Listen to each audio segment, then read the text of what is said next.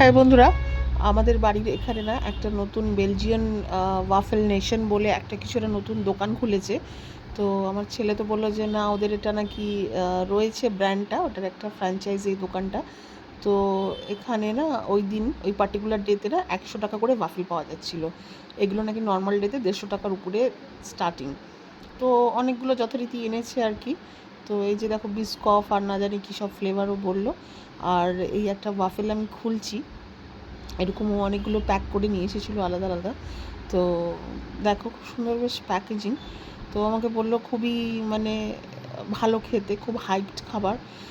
আর ও তো সকাল সকাল চলে গেল নিয়ে আসতে, মনে হয় যেন রেশন দোকান থেকে ফ্রিতে খাবার দিচ্ছে, এই রকম ব্যাপার আর কি।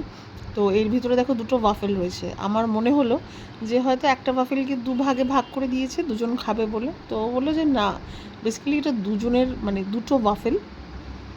আর এটা হচ্ছে কিছু অরিও মানে ফ্লেভারের ওয়াফেল আর কি। ওখানে বিভিন্ন ডিফারেন্ট ফ্লেভারের পাওয়া যায়, এটা অরিও ফ্লেভারের নিয়েছে।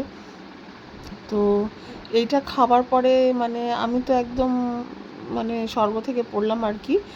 মানে সিরিয়াসলি এইটার জন্য এত হাইপ, এটা এত ওভার হাইপড।